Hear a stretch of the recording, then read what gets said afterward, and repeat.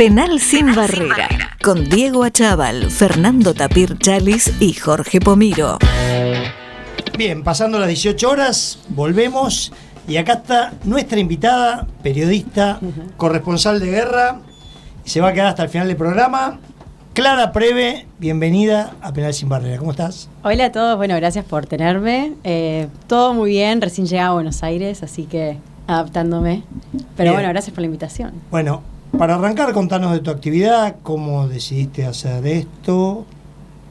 ¿Esto te referís al periodismo o No, guerra? Guerra.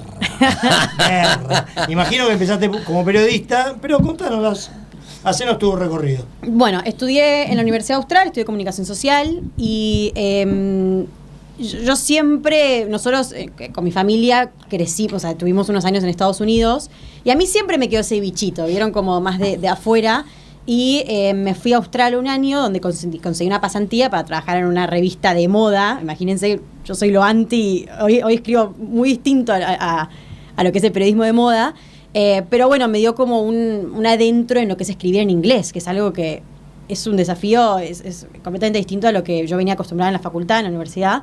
Y bueno, durante un año hice eso, aprendí mucho, fue más allá de que no era el periodismo que yo quería hacer, me dio como las puertas de poder escribir en inglés y después apliqué a mi máster, que me fui a la Universidad de Southern California, USC, y eso me dio como el momento en el que me abrió todas las puertas, me di cuenta que lo internacional me fascinaba, al ser también una persona de Argentina, viviendo en Estados Unidos, yo también tenía como una especie de ventaja, que es también toda la parte de Latinoamérica, que es muy desconocida para muchos americanos. Y ahí me di cuenta que todo lo que era internacional e investigación, porque ambas ramas me gustaban mucho, y bueno, arranqué ahí así, empecé a escribir sobre eso. Yo había estado 3 meses en la India, en donde viví mucho lo que es la desigualdad con las mujeres y el abuso de las mujeres. Escribí un artículo en la universidad, ese ganó un premio. Bueno, fue como medio el abrir mis puertas a lo que es el periodismo internacional. Y me pasó mucho que con esta experiencia de la India, por ejemplo, que dije, hay tantas cosas que están ocurriendo. De hecho, yo estaba en mi máster cuando ocurrió la invasión entera de lo que es Rusia a Ucrania en febrero de 2022. Y dije, hay tantas cosas que el mundo no ve, que no sabe, básicamente porque no está ahí. Y lo importante que es estar en terreno. Y bueno, y ahí fue como empecé, ahí arranqué en el New York Sun, y yo escribía, era la corresponsal de Latinoamérica, ahí estuve en la frontera de México, cubría más que nada todo lo que es la parte de inmigración en Estados Unidos, que es un gran tema, y también todo lo que es Latinoamérica, y después me mudé a Bruselas, donde empecé a ser la corresponsal de Europa, y ahí tuve mi primera experiencia en Ucrania. El New York Sun, medio como que mi jefe me lo planteó, yo le dije por favor, porque yo le venía diciendo yo quiero, estudié muchísimo, me convertí en una experta en Ucrania, más allá de que habían periodistas senior que habían estado en Ucrania, que habían vivido en Ucrania durante toda su vida, y yo estudié mucho, me aprendí un poco el idioma, viste, todo lo que uno quiere saber y todo lo que uno quiere que la periodista sepa, yo lo hice. Y me dice, pero medio que te vas como, sabés que nosotros hoy no vamos a pagar por seguridad, si a vos te pasa algo, estás on your own. Y, para, ¿cómo? ¿De verdad? Y sí, Pero, ¿por qué? Porque supuestamente los que son corresponsales de guerra van con seguridad. Sí, tienen seguridad y mi editor siempre estuvo muy encima mío y siempre como cada vez que llegaba a un lugar tenía que llamarlo, tenía que avisarle, tenía que mantenerlo al tanto de todo, pero yo nunca tuve seguridad, yo nunca tuve como esa ventaja de una persona ahí que me diga vos acá podés ir, vos acá no, que también de cierta forma me dio cierta libertad. Muchas veces esa seguridad también te prohíbe ir a los lugares, siempre con un grado de conciencia, ¿no? Pero te prohíbe ir a lugares que uno tiene que ir para mostrar lo que está pasando y que nadie va. Y que esos son los lugares en los que hay civiles que están bajo constante bombardeo y bajo constante lucha y que deciden no irse porque no quieren evacuar, porque ahí está su casa, porque ahí está su mamá, ahí está su papá, y dicen yo no me quiero ir. Y esos son los lugares que son importantes también conocer. Y muchas veces la seguridad de esos lugares te lo bloqueaban. Yo, de hecho, cuando mi fixer, que un fixer, para los que no saben, es un es un periodista local, por lo general, que también que hace como traductor, y que esa persona te ayuda en todo lo que es tu cobertura. Entonces vos le pagás, son caros, le pagás por día, y esa persona se encarga de llevarte, de traducirte para las entrevistas, de conseguirte por ahí entrevistas con miembros del gobierno, que por ahí uno no tiene mucho acceso. Y mi fixer me dice, che, vamos a Kupiansk, que Kupiansk es una ciudad que está a 5 kilómetros de donde estaba la batalla. Me dice, yo fui fixer para New York Times y el seguridad de New York Times no los dejaba ir ahí. Me dice, ¿qué tal? Vamos. Y yo dije, vamos. Y son esas cosas, que esa libertad que por ahí no hubiese teniendo una seguridad ahí. Con la estructura que iban otros, digamos. Claro. Pero de momento que te dicen, tenés que acreditarte para ser corresponsal de guerra, tenés que hacer un vetting en el gobierno local para ver que no seas un topo de los contras. Ok, y eso dura un mes y medio, más o menos. Sí, es un proceso largo y bastante tedioso también, porque ellos lo que te tienen que comprobar es que, por ejemplo, si vos estuviste en Rusia, muy probablemente no te lo den o te investiguen. Y por ahí vos fuiste a Rusia a ver el Mundial, ¿entendés? Y te puede llegar a jugar en contra. Sí, quieren asegurarse de que vos no seas bajo ninguna circunstancia una espía rusa. De hecho, yo ahora también, ya siendo acreditada y todo, vos vas a las ciudades de la frontera y vos estás ahí mirando, observando, y la gente viene, se acerca y te dice, ¿qué haces acá? ¿Quién sos? ¿Entendés? Hay mucha desconfianza, hay mucho miedo. Entonces, viste, es algo que respetás de cierta forma. Entonces, sí, el proceso tarda, vos aplicás y te puede tardar de 2 semanas a un mes, más o menos. Y la primera acreditación me la dieron por 6 meses y ahora la segunda me la dieron por 1 año. Ok. Entonces, sí. Bien, ¿y qué limitaciones tenés vos para publicar el material o el contenido de tu camarógrafo? No sé si vas con camarógrafo, con tu celular o lo que sea. Tenés un vetting process también ahí para qué es lo que podés, para que no dar información. Okay. Sí, un montón. De hecho, por ejemplo, a la noche, muchas noches hay ataques de drones y ves al gobierno, ves a las Fuerzas Armadas de Ucrania defendiendo el cielo ucraniano, y ves, es una especie de show, así que decirlo, porque es como que ves un mini fuego artificial, viste, es como que el dron ucraniano yendo contra el dron ruso, y es un espectáculo, y es algo que lo ves y como que lo querés filmar. Eso, por ejemplo, no se puede publicar. Mucha gente lo van a ver publicado en las redes. Eso técnicamente no se puede, porque le estás dando por ahí un arma al gobierno ruso. No podés publicar ninguna. Por ley internacional, vos no podés, Rusia no puede, y ni Ucrania pueden bombardear centros en donde hayan civiles, solamente donde hayan puestos militares. Entonces, puestos militares hay en todo el país, no solamente en la frontera. Entonces, vos no podés filmar, por ejemplo, si ves a un militar ahí, no podés filmarlo, no podés sacarle una foto, puestitos, porque vos cuando entras y salís de cada ciudad tenés unos puestitos que te chequean la acreditación, no podés filmar, porque eso, si Rusia llega a ver esa foto y puede determinar, por todos los medios que tiene, que ahí hay hay militares ucranianos, ellos tienen el derecho y pueden bombardear. Claro. Entonces vos tenés que proteger eso. Muchas veces, muchos civiles, especialmente si estás cerca de la frontera, te piden que no pongas su nombre, porque las Fuerzas Armadas rusas se están acercando, los podrían llegar a conquistar en las siguientes semanas o meses. Entonces dicen, yo puedo llegar a quedar bajo conquista rusa, no quiero dar mi nombre. Es lógico. Sí, por lo general, como periodista, vos nunca le das al poder, a lo que es el gobierno, mucha, no sé cómo explicarlo, no le querés dar tanto, porque decís, yo estoy acá como periodista, soy independiente. Sin embargo, cuando vos estás en una situación de guerra, tenés que entender que hay cosas de seguridad nacional que tenés que cuidar y tenés que proteger y tenés que respetar.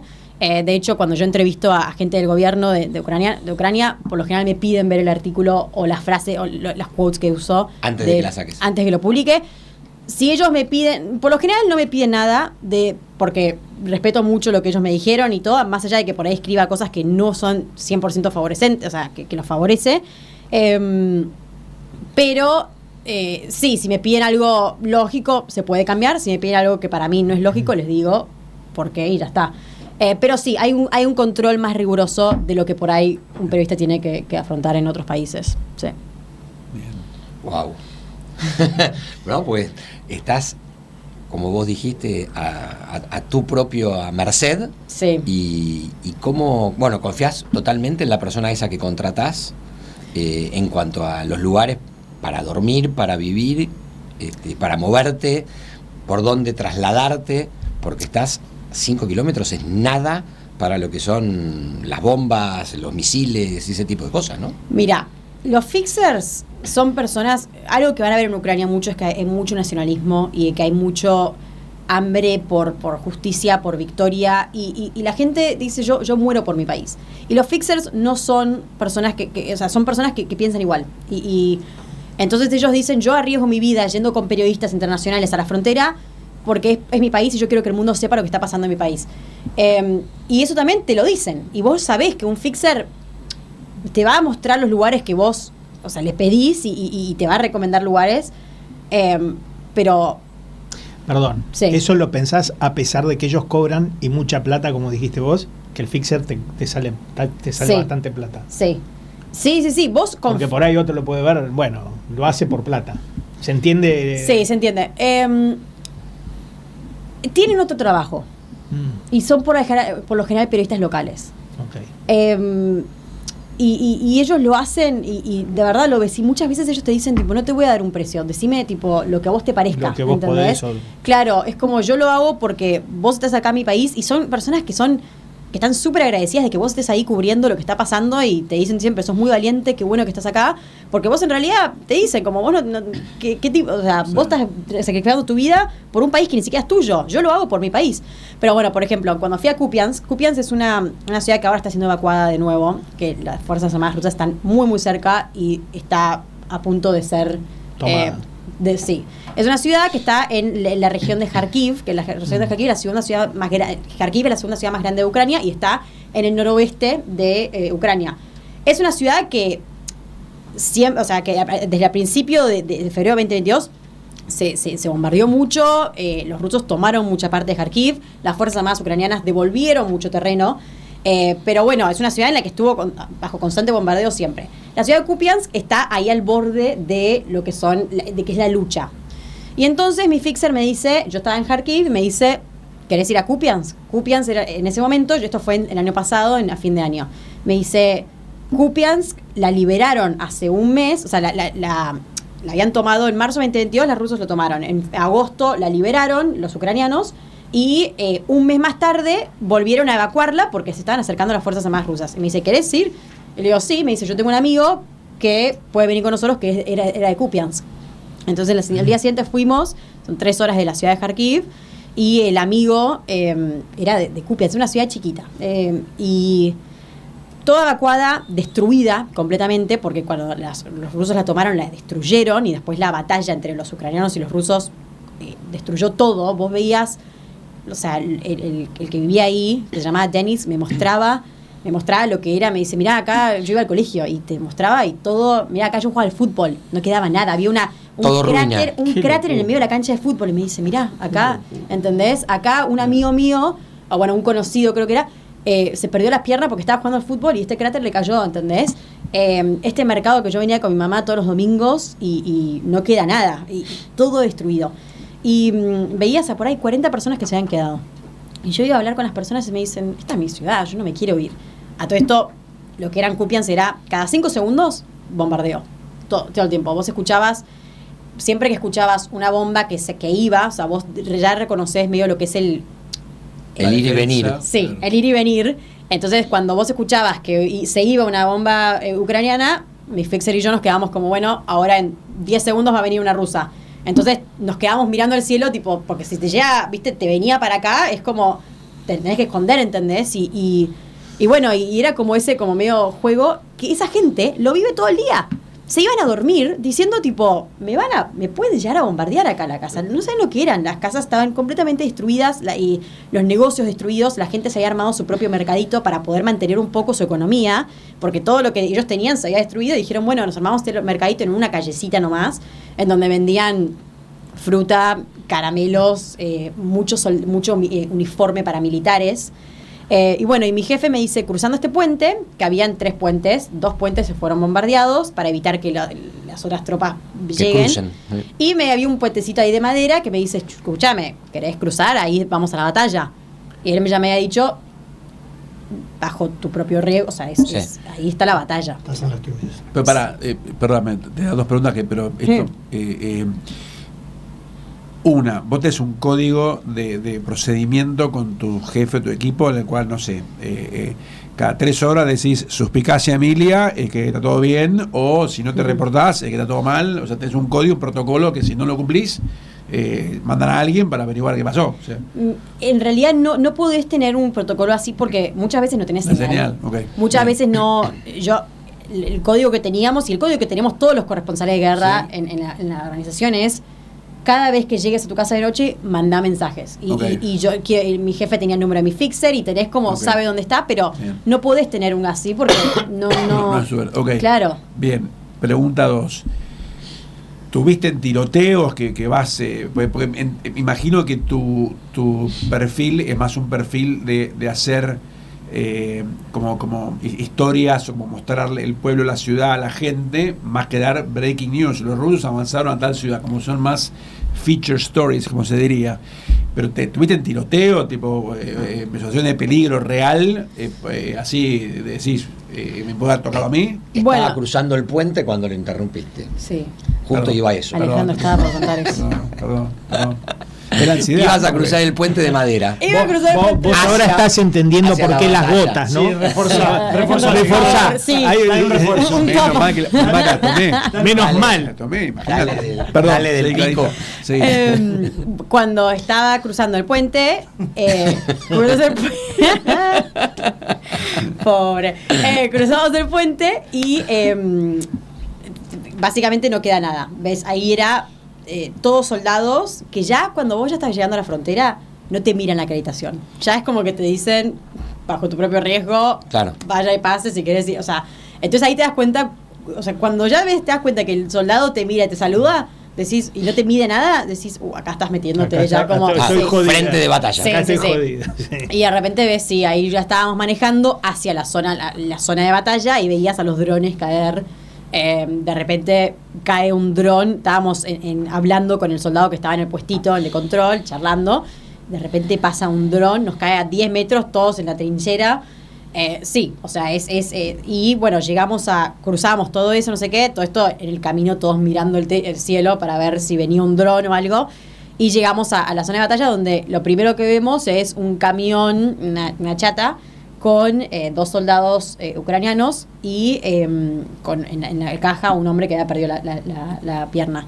Y entonces nada, se lo llevan al hospital, vuelven y... ¿quién es? Amigos Amigos del tapir. amigos, amigos. Sí, Se están turnando para distraerla. Sí. Sí, No, pero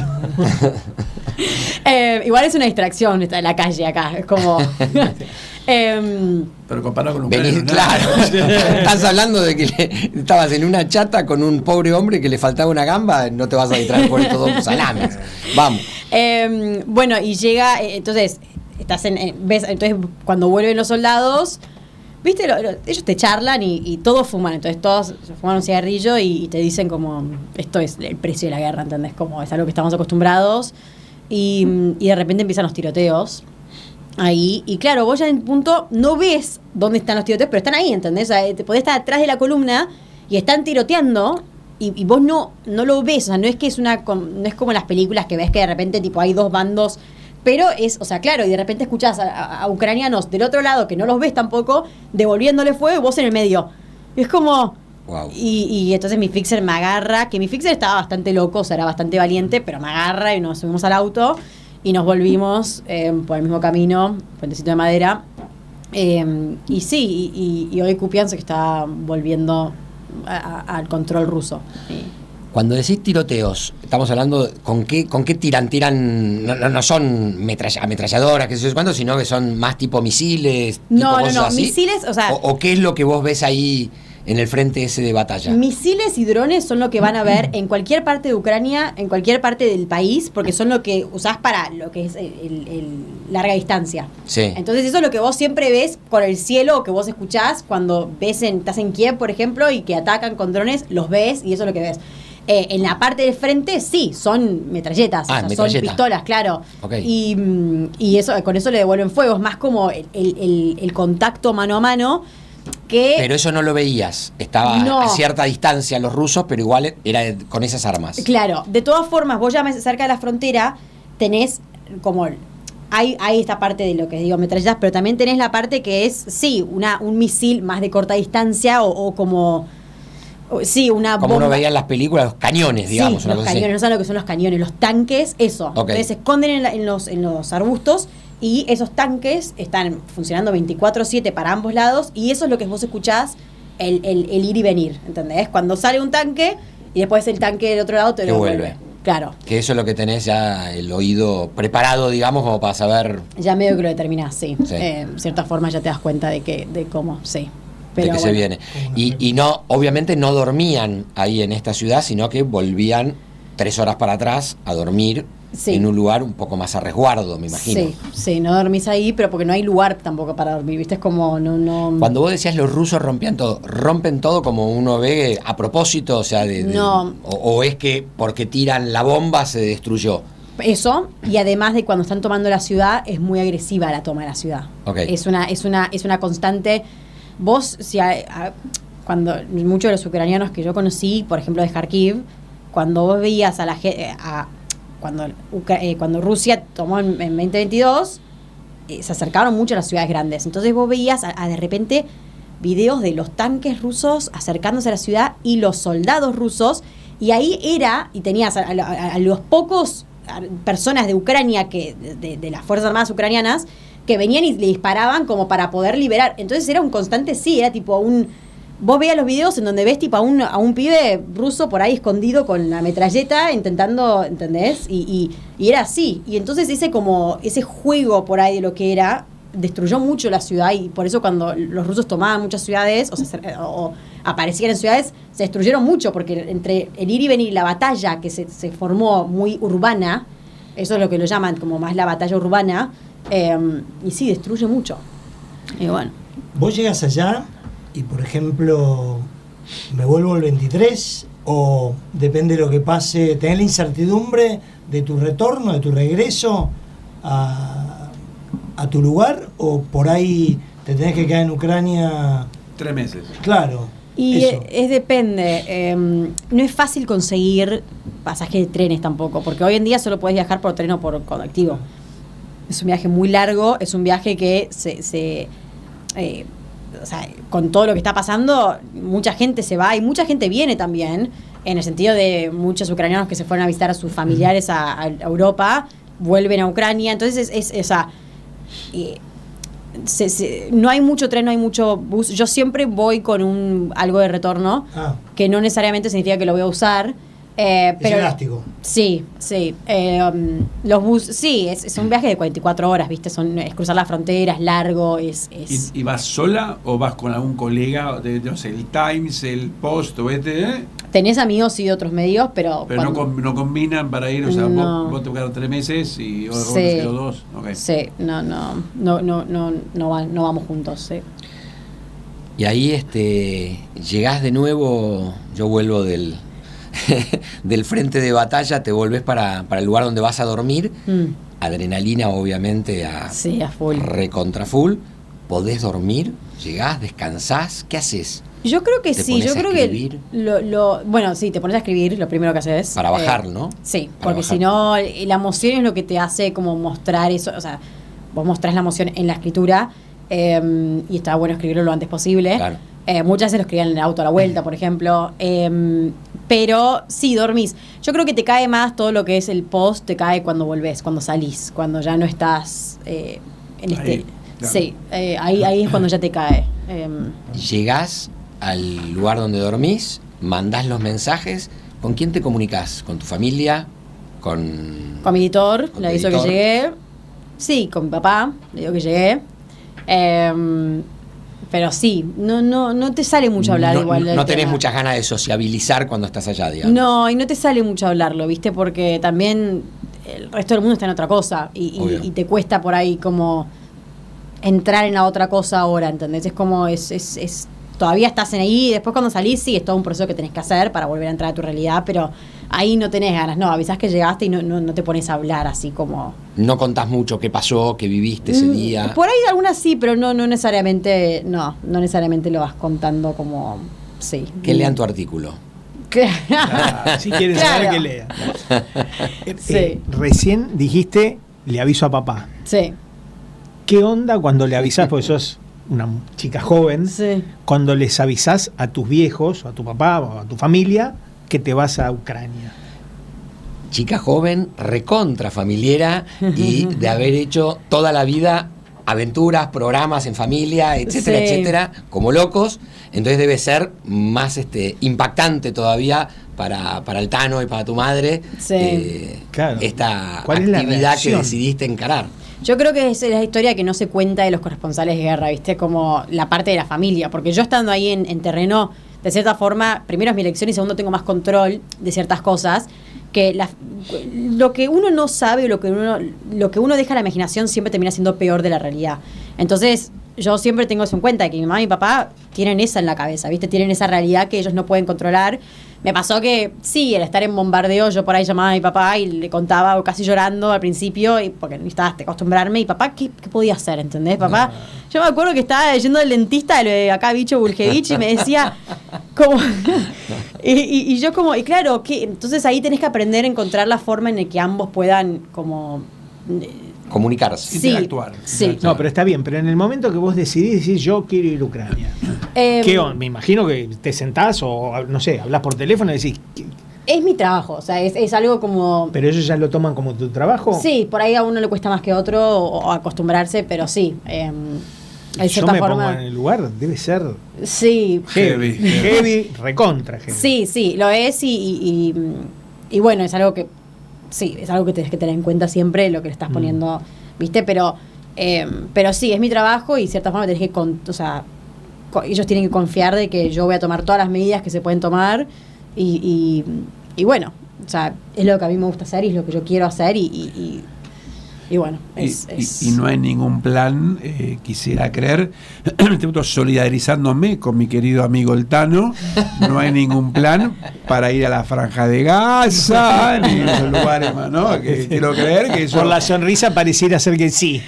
Mira, hoy en día la Franja de Gaza no se puede ir. No importa. No pueden pero- entrar. No, a mí el conflicto de Israel y Hamas es un conflicto que es mucho más complicado de lo que es la invasión de Rusia a Ucrania. Y es un conflicto en el que para mí como periodista vos no podés ir a un lugar sin ir al otro. Es un conflicto que no puedes mostrar un lado.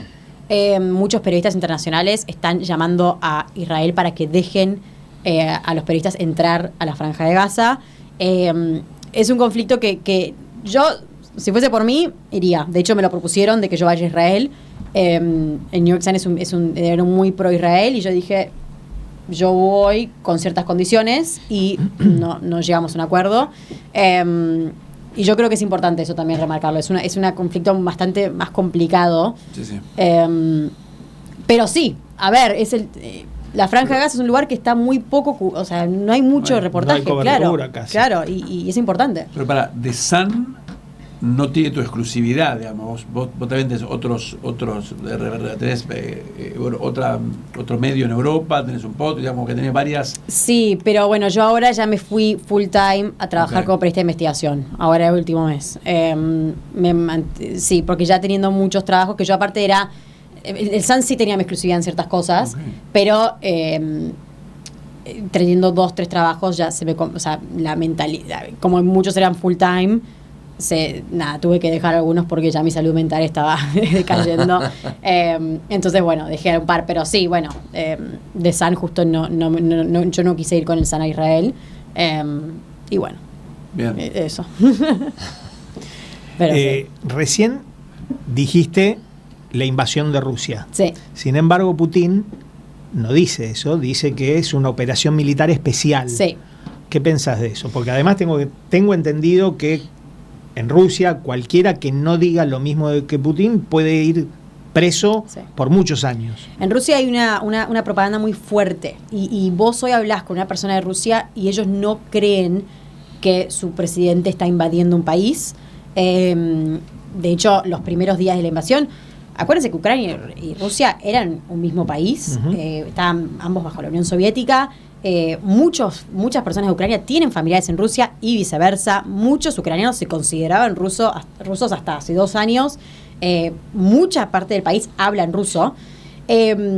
Y mucha gente perdió familia por esta guerra. Mucha gente me dijo, esto es la segunda cara, o es la cara que no te cuenta mucho de la guerra.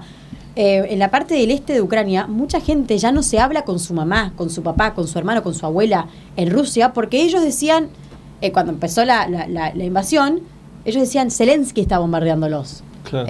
No está haciendo Putin. Y entonces ellos mandaban videos de lo que está pasando. Vos, en serio, Zelensky te está bombardeando. Y hoy en día esta narrativa sigue. Viene en esta burbuja de que, bueno, por supuesto todos los medios internacionales se fueron de Rusia, tuvieron que cerrar. Mucho periodista está censurado. Evan Gershkovich del Wall Street Journal lo metieron preso. A ver, tenemos una censura de medios que no van con la línea de Putin. Lo que se hace una dictadura, lo que se hace un régimen. Y entonces hay una narrativa que es, sí, que hoy en día tenés que mantener ese speech. No puedes llamarlo invasión, no puedes llamarlo guerra.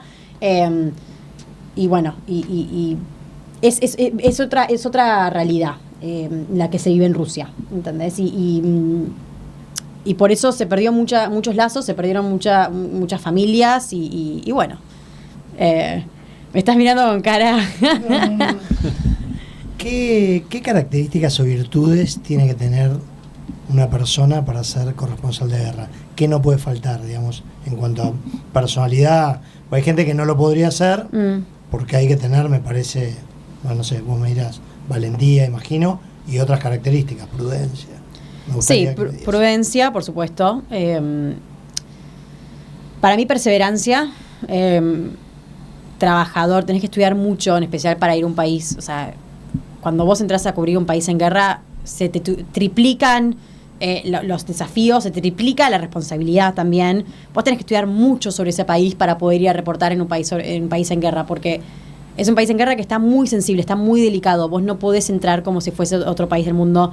Tenés que trabajar mucho, tenés que leer mucho. Yo por muchos meses me preparé, aprendí el idioma, estudiás la historia. Perseverancia, valentía, sí, valentía. Yo creo que también hay un tema de pasión por lo que vos haces. Mucha gente te dice, no tenés miedo. Es mentira, no conozco, pero es corresponsal de guerra que no tenga miedo. Todo el mundo tiene miedo. Es como vos manejás ese miedo y lo que haces con ese miedo. Claro. Si vos tenés miedo y te achichonás y te quedás asustado y llorando, y si no te va a ir bien en la guerra. Es lo que haces. A mí me motiva el miedo. Es como que viste, a mí, yo estar en Ucrania, ver a la gente, ver la valentía de la gente, ver lo que ellos están viviendo hace 2 años y medio, a mí me motiva a seguir haciendo lo que hago. Es esa pasión que tengo. Y sí, sí, yo creo que eso. O sea, sí. ¿Sentiste que en alguna comunidad la presencia tuya o de los periodistas ha impactado negativamente? ¿Que los hayan rechazado? ¿De Ucrania? Sí. No, fueron todos muy abiertos. Están muy agradecidos que venimos a cubrir. Bueno, ¿y en otros lugares? Yo creo que en el conflicto de Israel y Hamás hubo muchos problemas de cobertura, pero por justamente esto, porque uno nunca pudo entrar a la Franja de Gaza cuando pasó octubre 7. Se notó mucho que se reportaba de un lado y de una perspectiva, lo cual, siendo un conflicto tan complejo, no podés. Pero bueno, es un tema, sí, pero en Ucrania no. En Ucrania quieren que vos vengas a mostrar, sí, porque quieren que el mundo los apoye, necesitan el apoyo. Ellos, sin el apoyo de Estados Unidos en especial, van a perder, claro, no pueden seguir con esta guerra. Necesitan que vos vengas a hablar y que vengas a mostrar a sus gobernantes eso, sí. Y tu 2025, ¿qué te depara? ¿Ucrania hasta que termine? ¿O si surge otro conflicto armado en otro lado, vas a, no sé, China, Dios quiera que no, Taiwán, no sé? Bueno, yo ahora estoy como periodista de investigación en una empresa de Londres. Y nunca digo nunca, porque el día que... sí, a mí me gustaría volver a Ucrania. Me gustaría, si se puede, ir a la Franja de Gaza también.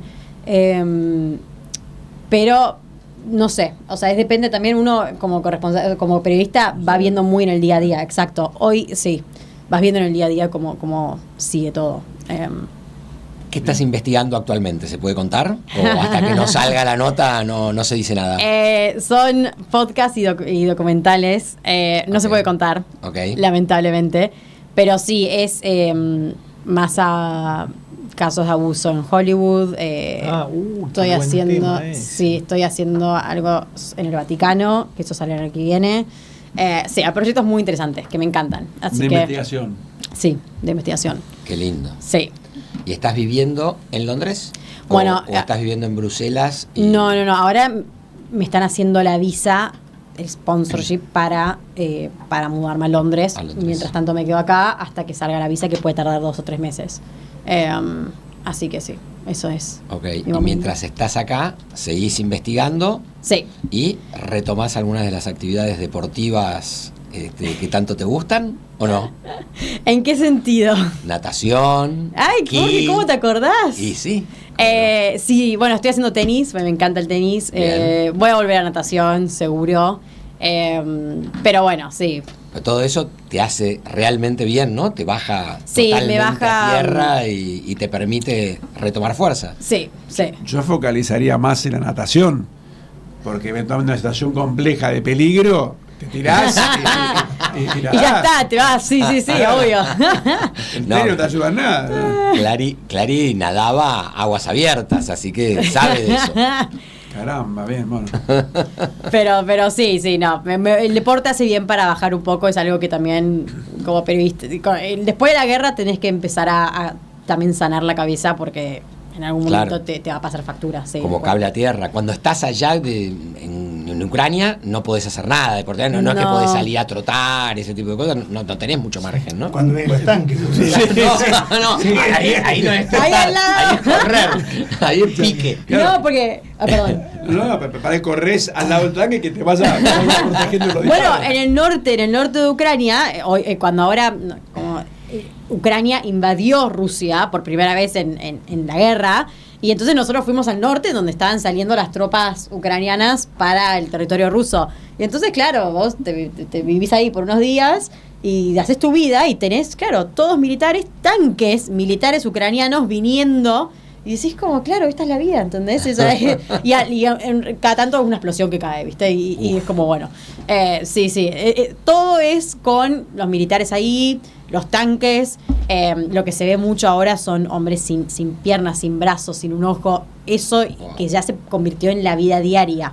Y te pega eso también. Es algo que los ucranianos se acostumbraron a vivir, pero a mí cada vez que me pasaba me pegaba y sí.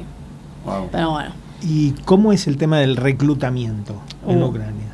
Porque hace un ratito te escuché decir que mucha gente iba a Europa y volvía. Sí. ¿Está permitido? No. Los hombres no pueden salir del país. Las mujeres con ciertas mujeres con ciertos títulos de grado no pueden salir tampoco. Si sos fundamental para la guerra en algún sentido, no puedes salir del país. El reclutamiento es un tema que es re sensible en Ucrania, porque los hombres los ves asustadísimos porque te recluten. Hoy en día todo hombre de 25 a 65 años no puede salir del país, tiene que estar como enlistado para ir a servir. Ucrania le falta armamento, le falta personal, le falta todo. Hoy en día Ucrania está perdiendo mucho territorio, se lo ve muy débil y están intentando reclutar a la mayor cantidad de personas que puedan. Y entonces hay hombres en ciertas ciudades que no salen de la casa. Y no salen porque te agarran en la calle y te dicen, che, venís a servir, ¿entendés? Es literal así. Sí, ¿entendés? En Rusia no pasa eso. En Rusia Putin no forzó a nadie. De hecho, ahora vinieron 10.000 tropas de Corea del Norte a ayudar. Pero en Rusia lo que se sospecha, por supuesto, es que no quiere que crezca el descontento en la sociedad por obligar a los hombres a venir a luchar. Ucrania no le queda otra. Estamos hablando de un imperio ruso con lo que es Rusia, con lo que es Ucrania. Entonces, bueno, sí, no. Pero ya lleva 2 años y pico. ¿Cómo termina esto? Me pregunta. Mira, ahora justo Zelensky pasó un plan de victoria que se lo presentó al Congreso ucraniano y se lo presentó a los miembros de la Unión Europea en Bruselas ayer.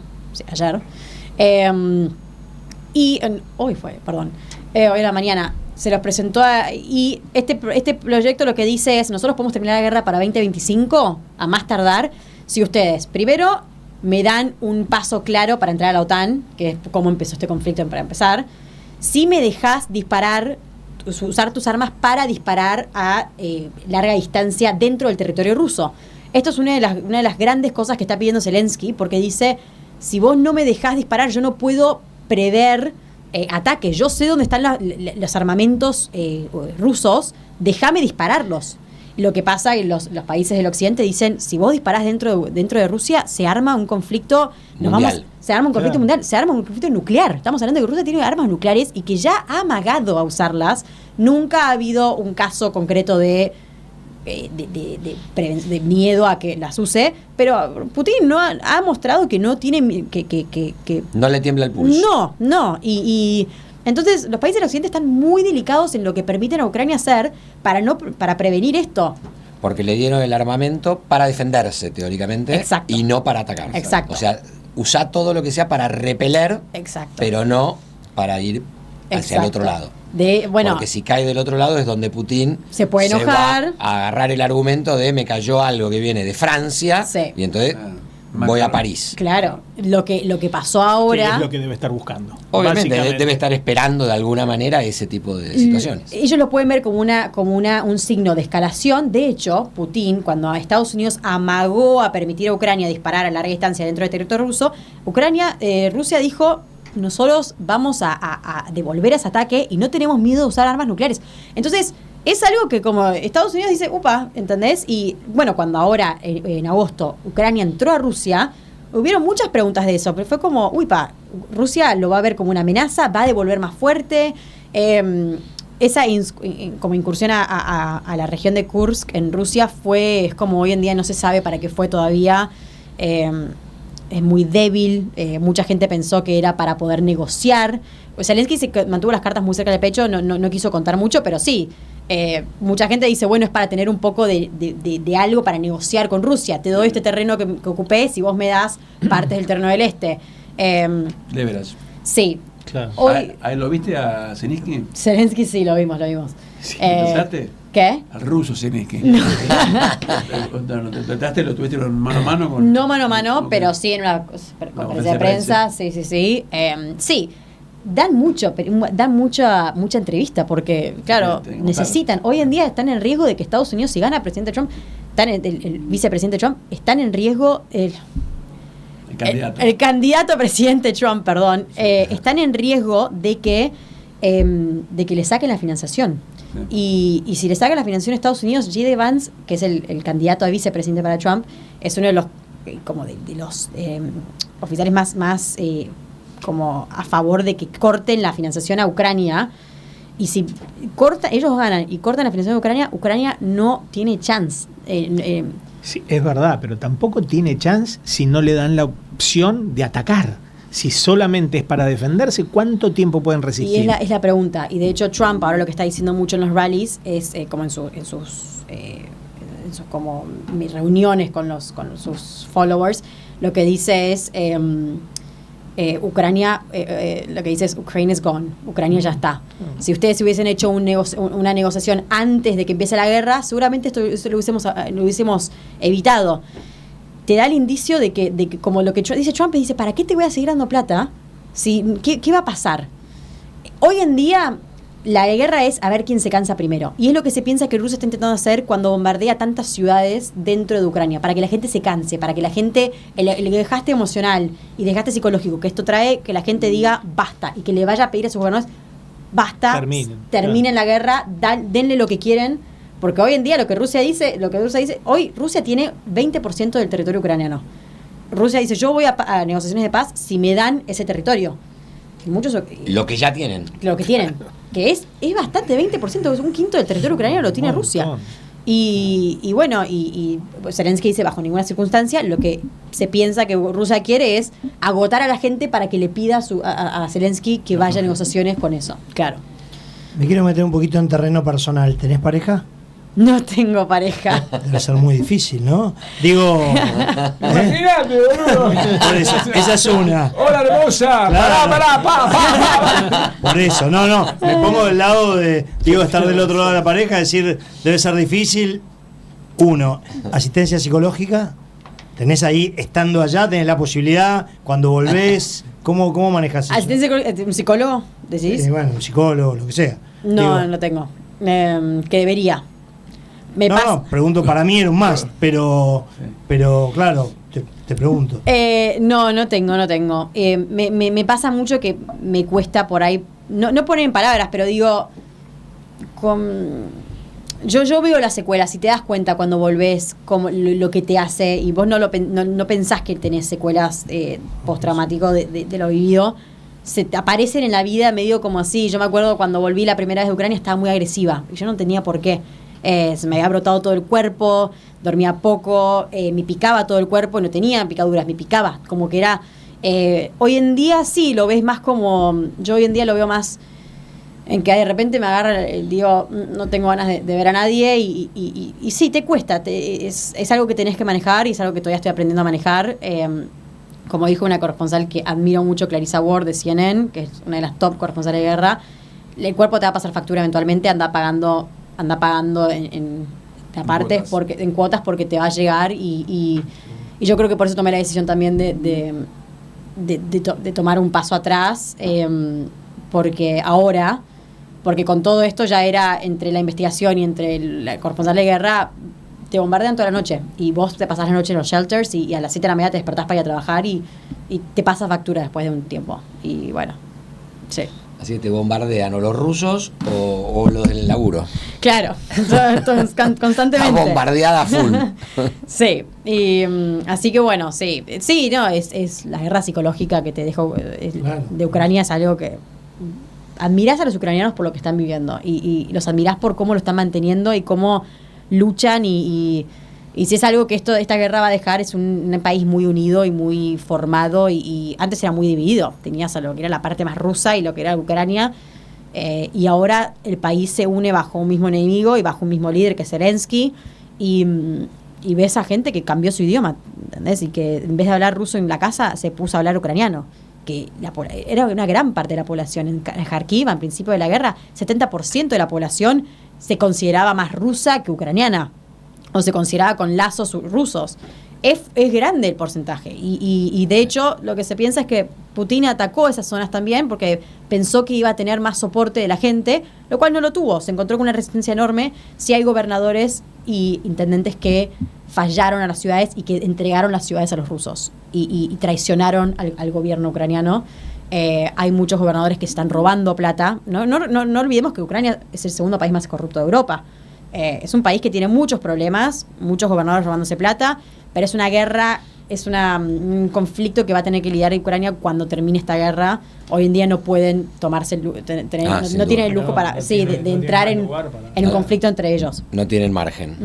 No pueden. Y bueno. Mariana de Canelones pregunta si dormís a la noche y cerrás la puerta con llave. Literal. Mentira, ¿en serio? Te juro. Cierro la puerta con llave.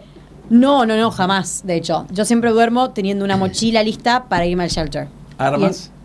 No, porque no. El riesgo no estaría en que venga un ruso y te venga a no, en especial en Kiev no. Por ahí en lo que... si estás en Kupiansk, si estás en zonas más cerca de la frontera, qué sé yo, pero donde yo vivía en Kiev no. De hecho, yo me voy a dormir siempre preparada. Tengo mi mochila con celular, cargador, computadora, libro y las llaves. Pasaporte y un short lista para ponerme encima y me voy al shelter. Porque te pasa eso, vos te despertás a las 2 de la mañana. Esto pasaba siempre. Últimamente había empezado a pasar todas las noches. 2 de la mañana y te escuchabas un ¡pum! Entonces vos tipo, no está pasando. Entonces abrías la app, vos tenés una app con un mapita y ese mapita te muestra en las zonas coloradas, te ponen zonas coloradas, las zonas rojas en las que están bombardeando, en las que están en alerta, las que sonaron la alarma. Vos muchas veces la alarma no la escuchás cuando estás con la ventana cerrada. Y entonces, ves un signito de explosión cuando empezaron a bombardear esa ciudad. Entonces vos veías si en Kiev tenías 3 explosiones. Yo digo, uy, no. ¡Bum!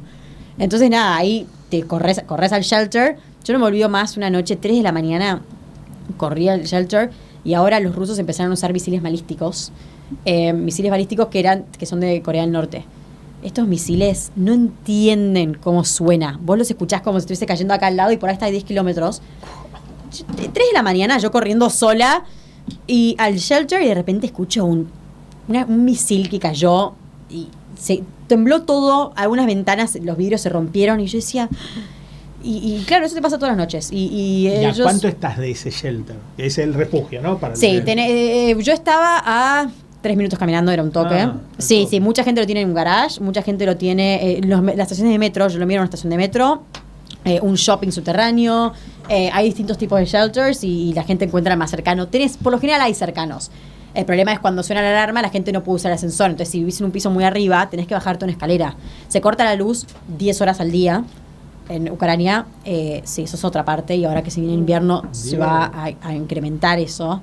Se está anticipando, sí, porque Rusia, como digo, está afectando está queriendo afectar a la psicología del ucraniano para que se canse.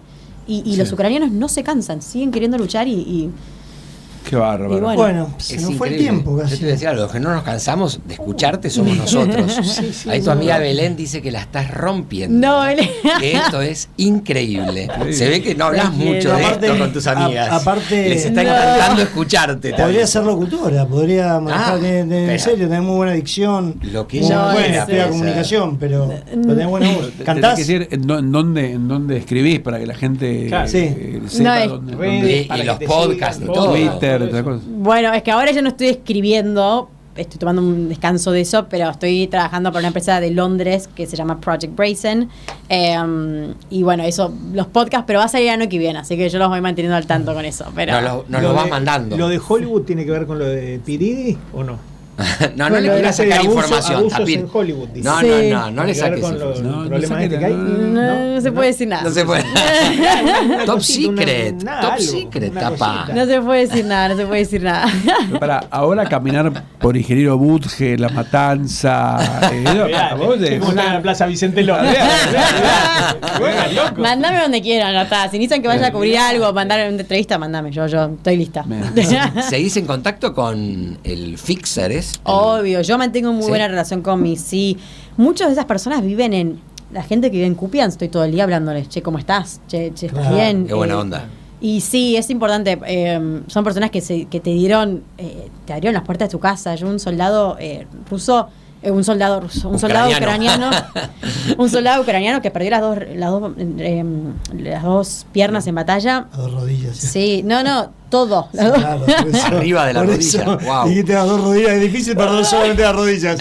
Las 2 piernas. Me abrió las puertas de su casa con los 2 hijitos, contándome toda su vida. Y vos decís, y este pibe me decía, yo quiero volver a luchar y no me dejan, pero voy a ir a ayudar al hospital. Y vos lo veías a este hombre sin piernas. Y decís, wow. Sí, son personas que la verdad que te mantienen humilde y sí. Bueno, muchachos, lamentablemente se nos acaba el tiempo. Debe estar el amigo Ventura ahí esperándonos. Espectacular, la verdad que... Alta entrevista. Sí. Un código interno que tenemos con Jorge. Belén se está riendo. Bueno, nos vemos el jueves que viene. Iremos escuchando la música de fondo. Un lujo tenerte. Gracias a todos por todo. Gracias. Ya saldrá, no tenés tu podcast, pero vas a tener Buenísimo. en 48 horas. Buenísimo. Gracias. Bueno, gracias chicos. Muchas gracias. Enorme alegría que estés acá. Gracias. Nos vemos el jueves que viene con más Penal Sin Barrera. Gracias a todos. Abrazos para todos. Por estar del otro lado, viejo. Gracias por la buena. Y espero que hayan disfrutado este programa de hoy y sobre todo esta última hora con Clara. Programón. Chau. Penal Sin Barrera, una propuesta diferente con Diego Achával, Fernando Tapir Chalis y Jorge Pomiro.